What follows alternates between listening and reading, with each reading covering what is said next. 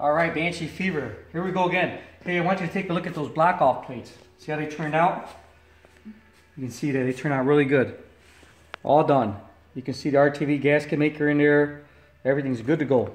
All right, so let's move on. Next step on this Banshee build, I've had this for 7 years. For the people that haven't been following up on this, I've had this Banshee for 7 years. Just done the suspension to it, widened it, did the axles, gusset the frames. If you go on my videos, you'll see, just go back and look through the videos. There's all kinds of stuff. The engine out, me grinding away, why I chose Hayabusa master cylinders, why I chose a bigger radiator, why I've got LED, HIDs, relays, gauges. Everything's on there. But one of the things that I've always wanted to do was, when I did this this is a Yoshimira exhaust. It's a 4 and a 2 and a 1. I jetted the carbs, everything's been done for years, all the tuning's done. But the reason why I left this like this was because I wanted to see how well it would hold up to the rigors of riding. I don't do the MX racing. I do play on the tracks. I'm more of a woods guy. I love flying around the trails. Recreational cruise. When I catch a nice straightaway, I'll zing it up to 98, 100 miles an hour. And, that's what I like to do. And I just enjoy the ride. Enjoy the sound of my 4-cylinder street bike powered Zx7r. I could have gone with 1,000. The frame's set up. I can put 1,000 in there, Zx14. I don't need all that. The 130 horsepower this engine achieves at the crank is good enough for me. Damn scary. On a street bike, I would say it's tame. But on an ATV, yeah, it gets it pretty good. So, one of the things I was saying was about this exhaust is it finally passed the test. Nothing cracked, nothing's broken. It's perfect. It doesn't mess. I've got a size 13 boot, and it doesn't interfere with anything. As much as it looks like it on camera, I've jumped with this. 3-4 foot jumps. I've hung off the side, hung off the other side. I've done the wheelies and done it all. And my boot doesn't interfere with the exhaust. So this is exactly where I want it. I didn't want to put the exhaust on and then ceramic coat it and do all the coatings on there, chrome it out, do whatever I decided to do, and then find out, oh no, it's cracked over here, so I got to reinforce the frame, or I got to make another bracket over here, or I don't like where it's at. If you see a small dent right here, I don't know if you can see that. See that divot right there? Back when I had the stock suspension, this is a +1 forward, okay, Lone Star suspension system, right? 2 wide, 1 forward. So you can see back in the day, about 4 years ago, when I first got this thing, it was a stock. So the tie rod was hitting the exhaust, so I had to kind of dent that in. But I'm gonna drill a hole here, put a screw in there, pop it out, and then throw a bead weld on there. These welds look horrible. They've been welded on over and over again. Some days were good, some days were bad. But I'm gonna clean up all the welds, re-weld some of them. Not put too much heat on there so it doesn't go back on. But I wanted you to see this because the goal is to ceramic coat this exhaust system. So we're finally doing it. For me, this is a great day. I've been wanting to do this for at least 5 years. And, it looks horrible, the rust coming through and all this and that. It's a stainless steel exhaust, but where it's been welded, I use regular, steel weld on there.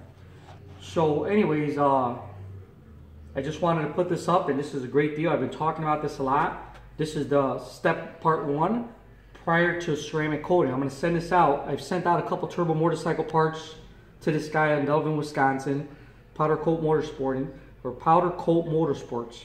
And he does a great job. He ceramic coats this. That creates a heat barrier, increases scavenging. So when you ceramic coat these pipes, this is way better than chrome, because what it does is it creates more velocity, more scavenging effect. So when that valve shuts and the pulse is coming through, then the valve opens, there's a negative suction in here. So also when that valve opens, it pulls it through. So this is a good deal. So I've already got everything loosened out, but I just wanted to show you what I got going.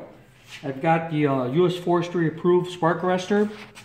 You can see it says United States USFS Forestry approved spark arrestor.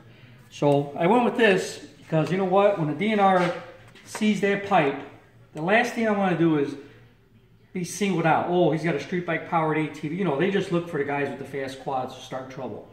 So, or just, most guys, they label us as troublemakers. But anyways, when they see this, I don't think there's anything they can argue about this being a spark arrestor.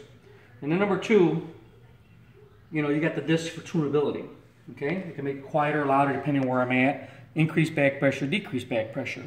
But you see this is how I would love to run it. I mean, if I can really run it like that, rejet my carbs for wide open, that's the way I would love to run it, me personally. I mean, you know, that's just the way it is. But we got to follow the rules.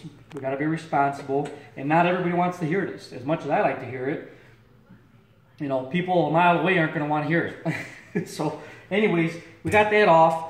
I got this main support bolt off, so I'm going to wiggle this out. And you guys are going to share the moment with me, the glory moment. And, you know, I've had this off a few times. You know, once I get some of these walls ground off, it's going to be a little easier to get this on and off. But I wanted to share this moment because it's been, I'll tell you what, it's been a long time. And there it goes. Where'd my camera guy go? Camera guy over here. So this is it. Here it is out. And the reason why this time it's so special, I've had this out a bunch of times. Okay, but the reason why this time is so special is because this is going to become the final product. There's no more R&D trying to figure things out. This, my man, is gonna, or my friend, this is gonna be the final. This is going out for the final stage, so to speak, of the build. This part for the exhaust. And like I said, the next time you guys see this on part 2, I'm gonna show you the ceramic coat and how well this guy does work. He's out in Delvin, Wisconsin. Powdercoat Motorsports. He's an old guy. He does frames and all kinds of stuff. But anyways, Banshee Fever 750. We'll get back to you in this awesome phase of my build. I'm so excited about this. Banshee Fever 750, over and out.